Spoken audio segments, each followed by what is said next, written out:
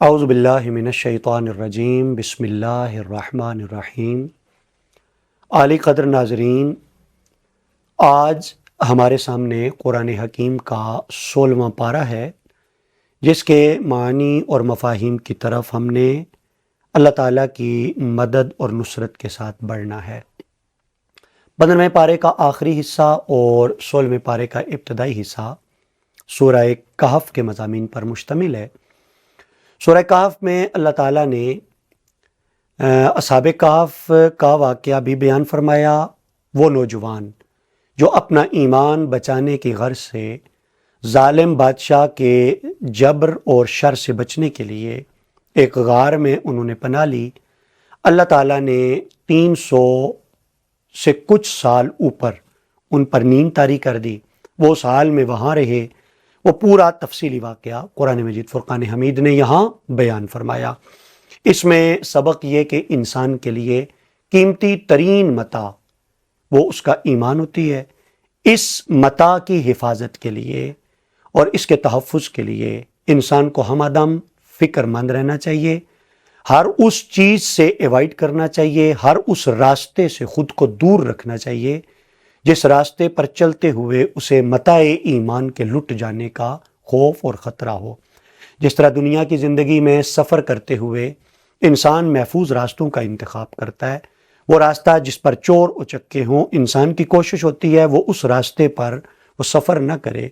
بالکل اسی طرح انسان کو ایمانی زندگی بسر کرنے کے لیے بھی ایمانی راہوں ہی کا انتخاب کرنا چاہیے۔ انسان کو اپنی صحبت کا خیال کرنا چاہیے، ایسے لوگوں کے ساتھ اٹھنے بیٹھنے سے اجتناب برتنا چاہیے جن کی صحبت اسے ایمان سے محروم کر دے، اور ان محفلوں میں بیٹھنا اپنے لیے حرز جان تصور کرنا چاہیے جن محفلوں میں بیٹھنے سے اللہ رب العزت اسے ایمان کی پختگی اور استحکام عطا فرما دے۔ حضرت موسیٰ اور حضرت خضر، ان کا واقعہ قرآن مجید فرقان حمید نے تفصیل سے بیان فرمایا۔ تمام تر تفصیلات تو آپ 15ویں اور 16ویں پارے میں ملاحظہ فرما سکتے ہیں۔ یہاں انتہائی اختصار کے ساتھ ہم عرض کریں کہ اکٹھے ان کا سفر شروع ہوتا ہے۔ پہلے حضرت خضر کشتی میں سوراخ کر دیتے ہیں، حضرت موسیٰ علیہ نبینا علیہ السلام اس سے متعلق سوال کرتے ہیں، پھر آپ ایک لڑکے کو قتل کر دیتے ہیں۔ حضرت موسیٰ پھر استفسار فرماتے ہیں کہ ایسا کیوں کیا گیا، ایک بے گناہ جان کو قتل کر دیا گیا۔ تیسرا مرحلہ، جب شہر کے اندر موجود ایک دیوار، ایسا شہر جس کے باسیوں نے ان کے مہمان نوازی سے انکار کر دیا تھا، جبکہ ان کے پاس اشیاء خورد و نوش اور توشہ سفر ختم ہو چکا تھا، تو جب انہوں نے اس شہر کے اندر، بستی کے اندر وہ دیوار دیکھی جو گرنے کے قریب ہے، تو حضرت خضر نے اس دیوار کو پکڑ کے سیدھا کر دیا۔ حضرت موسیٰ پھر پوچھنے لگے کہ ان بستی والوں کے اخلاق ایسے کہ انہوں نے تو مہمان نوازی سے انکار کر دیا، آپ چاہتے تو اس پر اجرت لے لیتے، معاوضہ، تاکہ ہمارے لیے وہ زیادہ راہ بن جاتا۔ آپ نے وداؤٹ اینی اجرت آپ نے ان کی دیوار سیدھی کرنے کی خدمت کر دی۔ اب حضرت خضر نے ایک تو ھذا فراق بینی و بینک فرما دیا کہ اب میں اور آپ اکٹھے سفر نہیں کر سکتے، لیکن ان تینوں امور کی حکمتیں انہوں نے بیان کی۔ قرآن مجید فرقان حمید نے 2 کردار اور بیان کیے، ایک تقوی داروں کا اور ایک مجرموں کا۔ ظاہر ہے مجرم ہونا ایک کردار ہے اور متقی ہونا ایک کردار ہے۔ ان دونوں کا قیامت والے دن انجام کیا ہوگا اور ان کے حوالے سے منظرنامہ کیا ہوگا، قرآن مجید نے بیان فرمایا کہ یوم نحشر المتقین الی الرحمن وفدا، وہ دن جب ہم تقوی داروں کو رحمان کے مہمان بنا کر کے اکٹھا کریں گے۔ کیا بلند مقام اور مرتبہ ہے کہ میزبان رب ذوالجلال اور مہمان اس کے بندے ہوں، جن بندوں نے زندگی تقوی میں گزاری، جبکہ مجرموں کے بارے میں فرمایا وَنَسُوقُ الْمُجْرِمِينَ إِلَى جَهَنَّمَ وِرْدًا، اور ہم مجرموں کو جہنم کی طرف پیاسا ہانک کر لے جائیں گے۔ گویا عزت کا راستہ اللہ کا راستہ ہے اور ذلت اور رسوائیاں راہ خدا کو چھوڑ دینے میں ہیں۔ اللہ تعالیٰ نے ایمان اور عمل صالح کی ایک زبردست جزا سورہ مریم کی اختتامی جملوں کے اندر ارشاد فرمائی ان الذین آمنوا وعملوا الصالحات سیجعل لهم الرحمن ودا، بے شک وہ لوگ جو ایمان لائے اور انہوں نے اچھے کام کیے، ان قریب رحمان ان کے لیے چاہنے والوں کے دل وا کر دے گا، لوگوں کے دلوں میں ان کی محبت ڈال دے گا۔ یہ اللہ تعالیٰ کی طرف سے تحفہ ہوتا ہے۔ رسول کریم علیہ السلام کی حدیث پاک کا مفہوم ہے، اللہ جب کسی بندے سے محبت کرتا ہے تو رب جبریل کو حکم دیتا ہے، اے جبریل فلاں بندے سے میں بھی محبت کرتا ہوں، تو بھی محبت کر کے اعلان کر دے کہ عرش والے بھی اس سے محبت کریں، پھر عرش والے بھی محبت کرتے ہیں، پھر اعلان ہوتا ہے تو زمین والے بھی اس سے محبت کرتے ہیں، یہاں تک کہ سمندر کی مچھلیاں بھی اس شخص سے محبت کرنے لگتی ہیں۔ لیکن یہ صلہ اور یہ انعام ہے ایمان کا اور عمل صالح کا۔ سورہ طٰہٰ کا تذکرہ، سورہ طٰہٰ میں اللہ تعالیٰ نے حضرت موسیٰ کا ذکر بڑی تفصیل کے ساتھ کیا۔ ایک طرف جب فرعون نے اعلان کر دیا کہ بنی اسرائیل میں پیدا ہونے والے بیٹوں کو قتل کر دیا جائے اور بیٹیوں کو زندہ رہنے دیا جائے، این انہی حالات کے اندر انہی ایام میں جب یہ آرڈیننس جاری ہو چکا، حضرت موسیٰ کی ولادت ہوتی ہے۔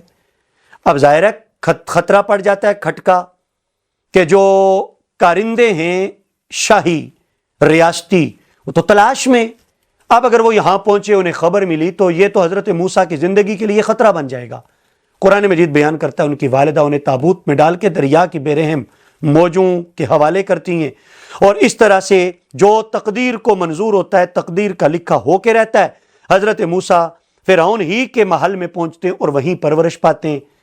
تفصیلی واقعہ سورہ طٰہٰ کے اندر ملاحظہ کیا جا سکتا ہے، لیکن سبق یہ ہے اللہ کے فیصلے اٹل ہوتے ہیں، جو اللہ تعالیٰ چاہتا ہے وہ ہو کر رہتا ہے، دنیا کی کوئی طاقت اللہ کے فیصلوں میں تبدیلی نہیں کر سکتی۔